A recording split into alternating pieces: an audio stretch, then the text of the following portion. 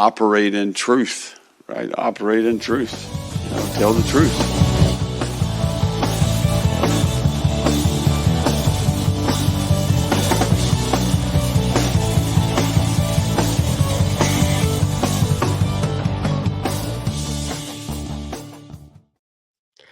And hello, everybody, and welcome back to the Gator Truth Florida Football Podcast. Today, I am joined by Hersh from Respect Our Decision, and today we're going to talk about his family background with the Gators and get to know some of his Gator stories. How are you doing today, Hersh?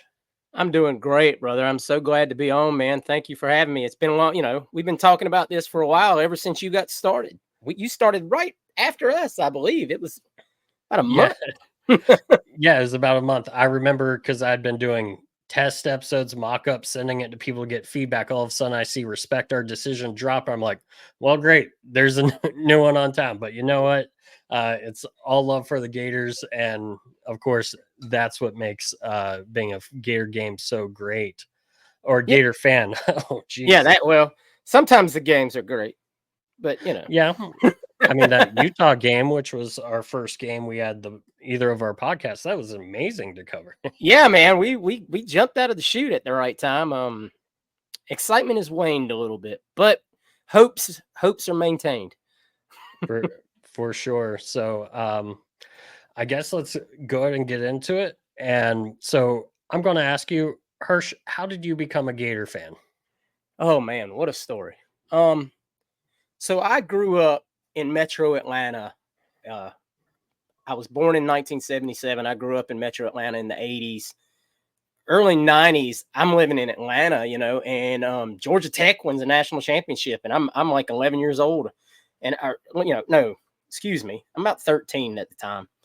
So at the time, I'm riding the coattails of the Georgia Tech Rambling Wreck, man. I'm a pretty big Georgia Tech fan living there in Atlanta, but I wear. So I come down to my grandmother and grandfather's house, and I'm wearing a Georgia Tech hat. And my grandfather goes, "What are you wearing?" I'm like, "Man, Tech, we just won that championship, and all that." And he's like, not in this house." He goes, "Do you not understand why all this Gator stuff is on the walls here?" And I was like, "Well, no. And you never told me why all this Gator stuff is on the walls."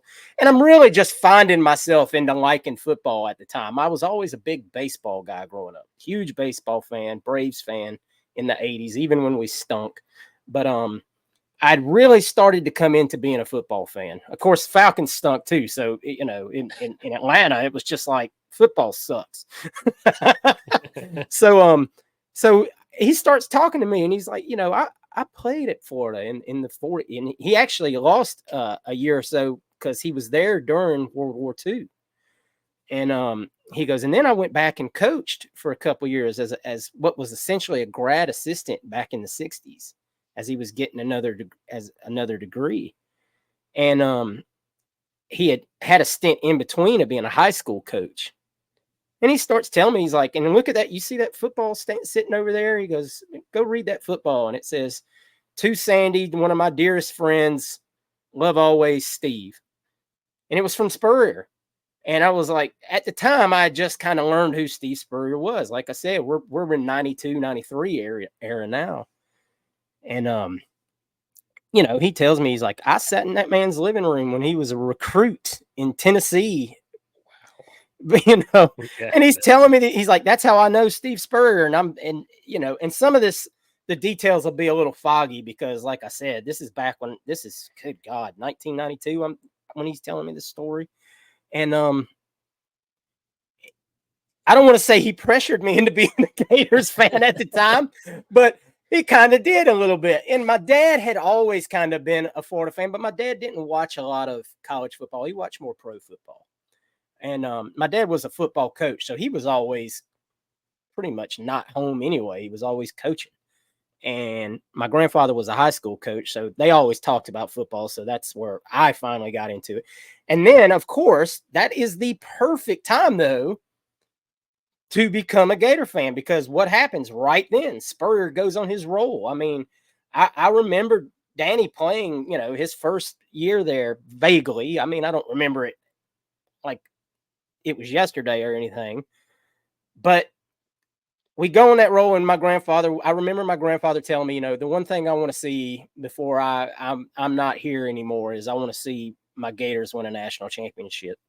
And of course, we had 95 and you know, Tommy Frazier, and then went on to 96. And ever since then, you know, I have just has been as diehard. And my grandfather passed in 98, but I have kept it ever since then to kind of carry that on in the family. My uncle, my dad's brother, actually was signed to wrestle at Florida, but ended up going to UGA. So he's a huge UGA guy, huge booster for UGA now. And so we annually have our get-togethers that weekend, and we used to talk a lot of trash to each other. Now I just kind of sit and watch. But yeah, I mean, I became a Gator fan at probably the most perfect time to become a Gator fan, right there in that very, very early 90s when Spurrier got there and changed the SEC. Oh, yeah, and I can tell you that's when I became a Gator fan, mostly because I was born in '87, so I was growing up. Grandfather big into the Gator season ticket holder, I believe, since the '40s, and took me to my first game in '92. He got to see that national championship as well, and kind of like how you said your grandfather got to see a national title, you know, before he passed.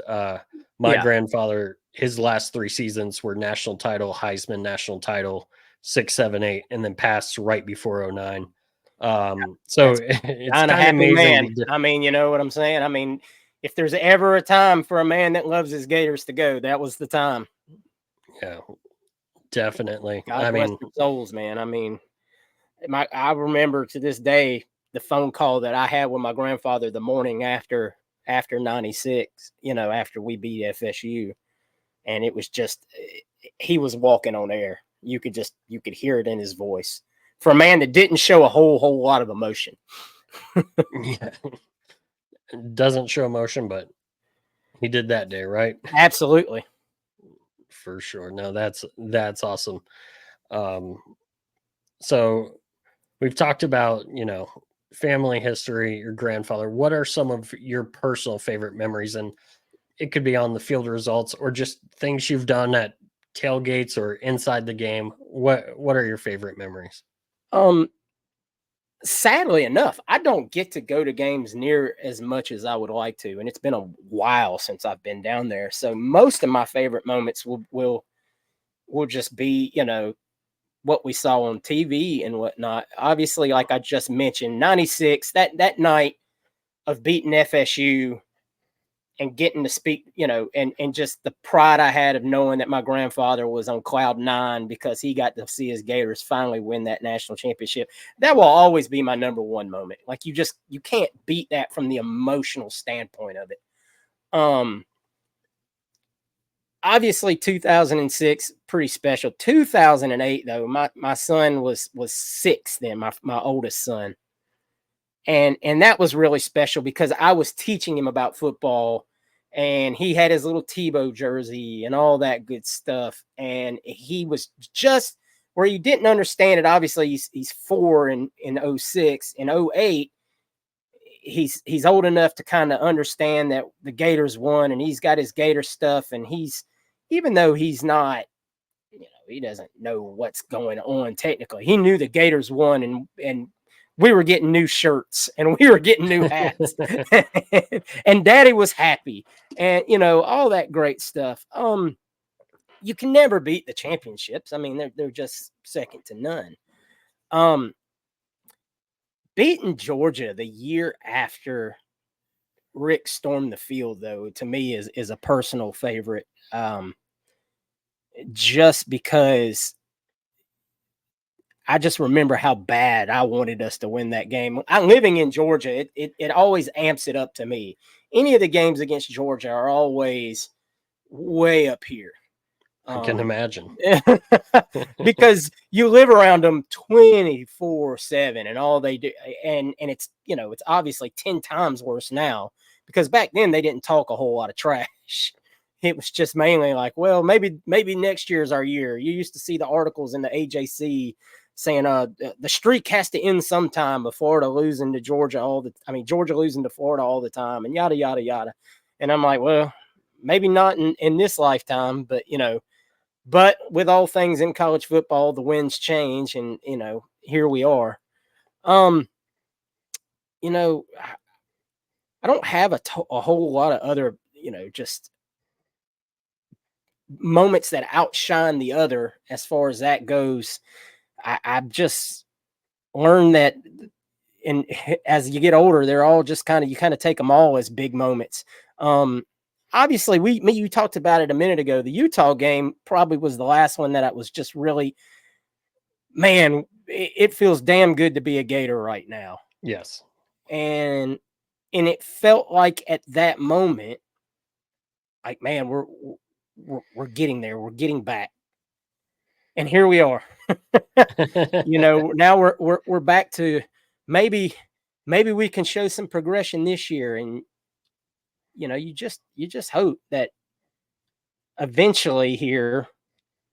Another one, and I will add one more, would be the Will Greer Tennessee game, because my oldest was sitting there with me then, and I'll never forget us hugging when we won that ball game the way we did. It was just, that was one of those moments. And I don't have my son all the time. He lives with his mother in Atlanta. So he just happened to be with me that weekend. And when we won that game, and that was the first time I ever remember hearing him scream at a TV, go, he's yelling as he goes down the sideline there to win the game. So that would probably be another big moment, just because of getting to spend it with my son himself, and him being a big Gator fan as well. Both my sons are Gator fans, which is awesome since they don't live with me.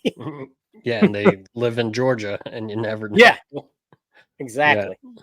Although I will say about the Georgia note on why we huddle, I do the similar thing I do for the college huddle. I had on Kennesaw State a few weeks ago. Afterwards, I'm talking with Kai, who's a writer and podcast host for Kennesaw State, and he talked about growing up a Georgia Tech fan, and he said, please beat Georgia. They're the worst fans I know. And I'm like, this is a Kennesaw State guy. So it's like, I live 15 miles from the Georgia Southern campus, and they'll tell you the same thing. And I'm sorry to bring up Georgia Southern Gator fans. I know it's a tough subject, but it's where I live. Yeah, for sure. But so let's go ahead and get into some of your favorites, because as you know, this is about celebrating our Gator fandom. And I know, talking some of our favorite players, sometimes it's, things people remember, and then sometimes it's like, oh wow, I forgot about that guy, and it really brings it out. So who would your favorite player be? My favorite is Reggie Nelson. I love the Eraser. I loved Reggie. I loved this fight to get to campus, and I love what he did when he got here. Even though he's a little bit, I was a little older when he got here, and I'd watched all those guys play for Spurrier. I loved Reggie's story. That kid, he fought through, going to community college, he got on campus, and he turned himself into a pro's pro, went on to the NFL, led the league in interceptions. And was just a force. And before Kiki was here, and Marcus May, and all of those guys, and all those great safeties that we've had over the last 2 decades, the Eraser was the first of those that, that was just, well, obviously we had more before that. Lawrence Wright, you can go further back, but Reggie was that dude. Another one is Quezzy. I love Jaquez, Georgia guy, middle Georgia guy, played in the shadow of Ike and not Hilliard. I almost said Ike Hilliard, and Riddell, but made his own niche and really did his own thing. I love Quezzy. I love that he's a coach now and what he does to try to help young men, Newer, Brandon. I mean, not newer, but Brandon Seiler would be another one, especially after, obviously everybody saw Swamp Kings, but I love hard-nosed linebackers, man.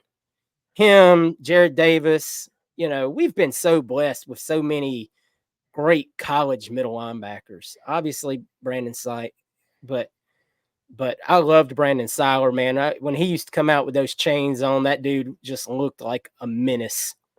Yeah. And so those are probably three of my favorites. I mean, you could go on and on about that, but I loved Alito Shepherd when Alito was with the Gators, but I've always loved the defensive guys more. It's always sexy to like the offensive guys, but man, the defensive guys are the ones that make the difference to me always. Well, we're seeing that right now with the team. Although I know the point here isn't to talk too much current stuff, but yeah, the defense guys do make a difference for sure.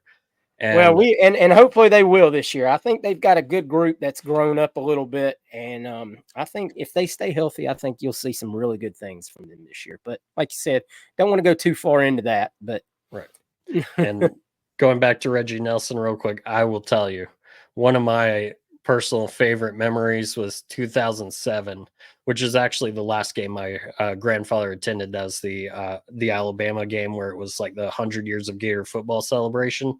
When Reggie Nelson got that pick, returned it all the way for a touchdown, there was a Bama fan in front of us that, I don't know if you know this about Bama fans, but they will always say the first and middle name of players. Now, I know John Parker Wilson went by John Parker Wilson, but dear Lord, it was nonstop throughout the day. Come on, John Parker. Yeah, you show them John Parker, over and over, like the entire game. So when Reggie got that interception and I'm sitting in the north end zone watching him run to us for that touchdown, oh my gosh, that I've got to say, inside the stadium, that's one of my personal favorites. Now, that's awesome. As far as favorite games for you, is it safe to say that first national title? Without a doubt. Especially after, with the events that led up to it. Playing Florida State before and how that ended up, just to be able to play them again.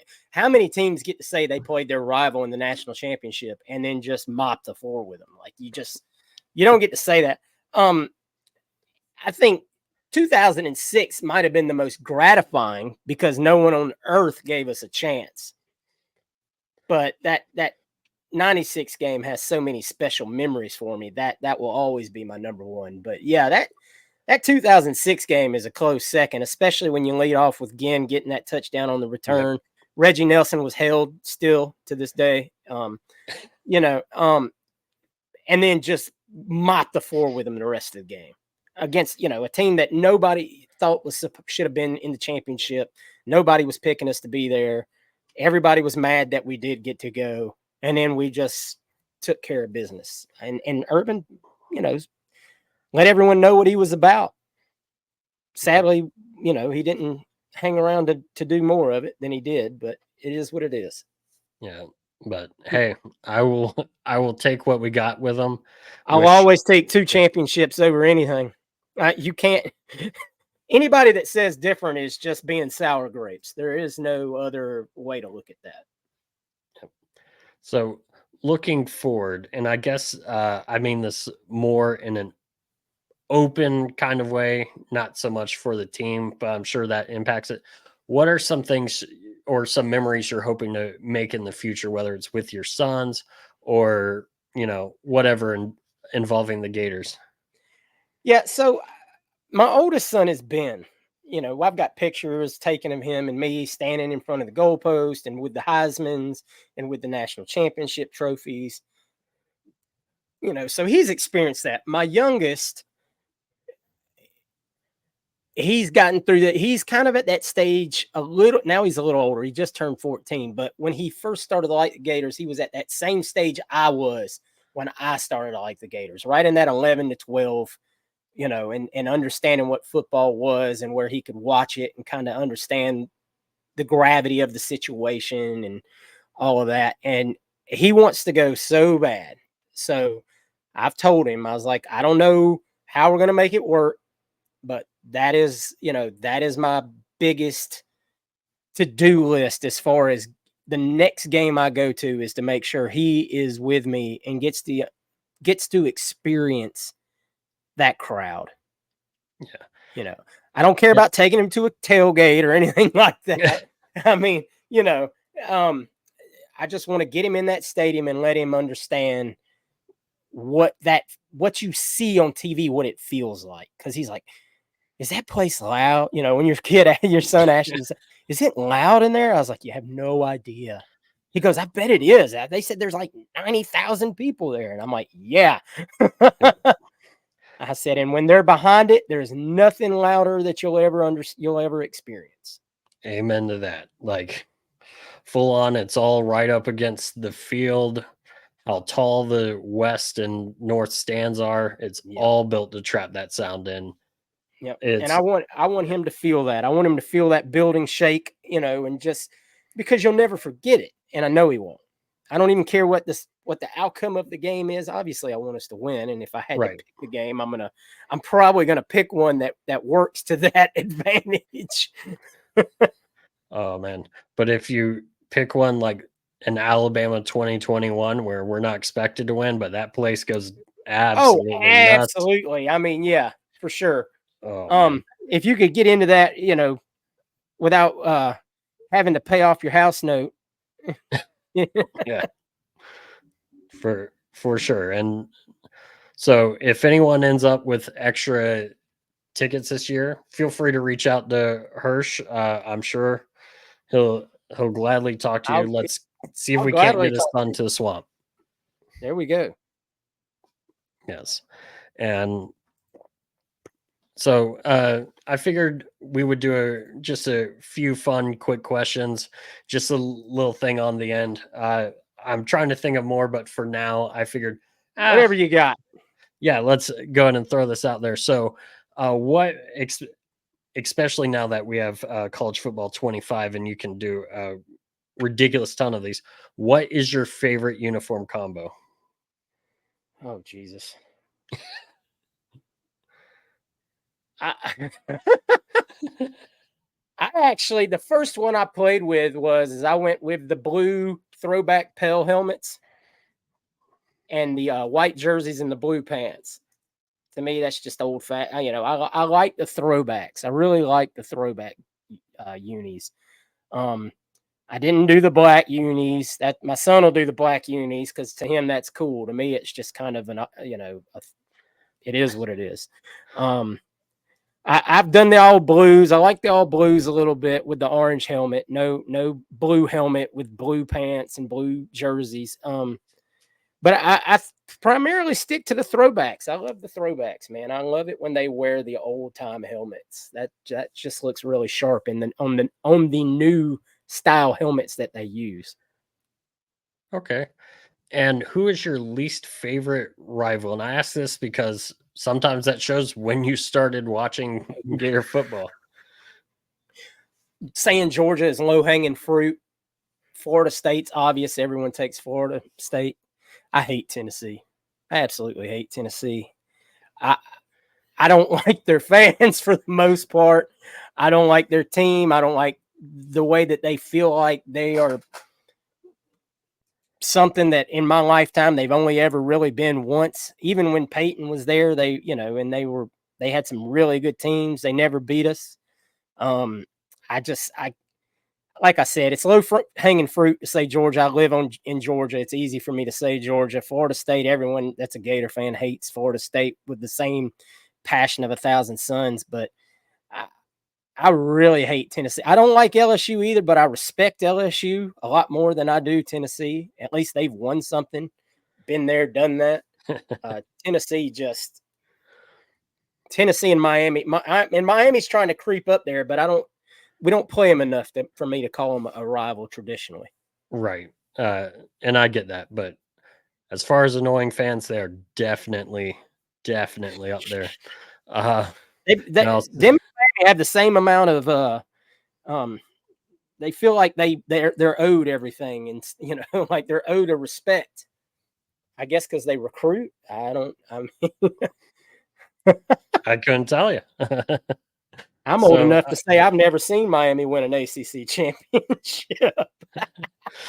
I don't think any of us are. Nope, not a single one.